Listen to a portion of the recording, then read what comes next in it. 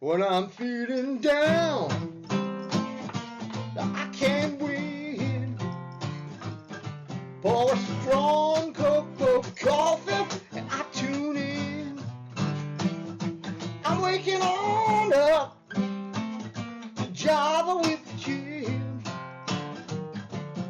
Now I know my best day can begin.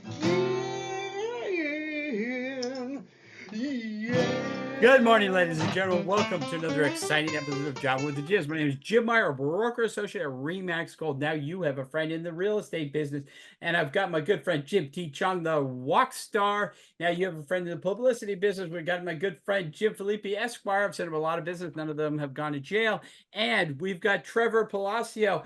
Jim, do you want to, Jim Felipe, why don't you ask the final question of the week, and then Jim T. Chung will ask a follow-up question. I'm going to sit here and say nothing. Yeah, hey, here I am.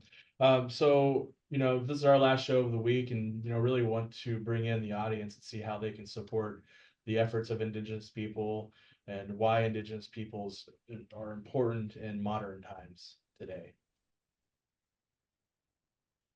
We would have to say that UNESCO, which is a branch of the UN, ever since 1947, when they introduced what's called the ILO 169, International Labor Organization Convention 169, and later on in 2001 with UNDRIP, United Nations Declaration for the Rights of Indigenous Peoples, it's written that Indigenous people are a masterpiece, that they are an intangible heritage unto humanity, which means if all of this technology that you and I are on right now, just kapoof, right? If all of a sudden you can't walk into your local Safeway because everything went kapoof, you can look at Indigenous people, depend on Indigenous people on knowing what to do, how to survive, how to make it and be just fine. So we could keep it as simple. It's more intricate than that, but let's keep things simple. Kiss it. Keep it simple, stupid. And when we just kiss it, that's enough right there. That if all of this luxuries that we're used to were just kapoof, there's one group of people, and that's just not Garifuna people. That's the people of West Papua New Guinea that are being oppressed right now by the Indonesian government. And they've been doing that since May of 1962. It's a de facto government that includes the Haitian community, which you would not consider indigenous, Right. right? But look into the definition of indigeneity, right? Okay. But indigenous people are important, especially today when we're dealing with the climate changes, the impact that the luxuries that we're not really appreciating, but just taking advantage of, and the impact on the climate, Indigenous people know exactly what to do to reverse that.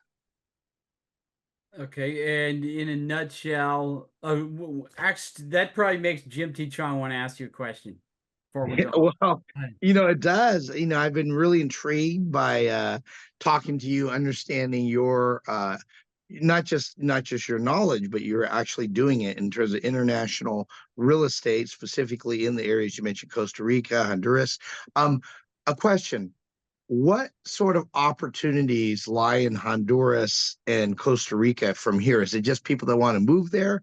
Is it business, developing land as we would view it in the United States here? For those that are watching this, what advice would you give? Who are the type of people that would really want to connect with you or maybe consider doing international real estate? Those who want to connect with me just on the real estate end, just connect. But if you wanted to connect with me because you're operating with purpose, right?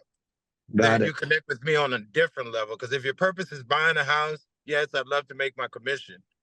But if you're purpose driven, I can be reached at 415 499-2891 or myforeveragent@gmail.com.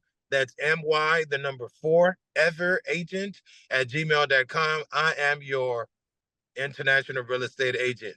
You have a friend in the business. Awesome. All right, Trevor, thank you so much. It's been a great week. Thank you, Jim and myself. We'll see you guys again next time for another exciting episode of Java with the Jams.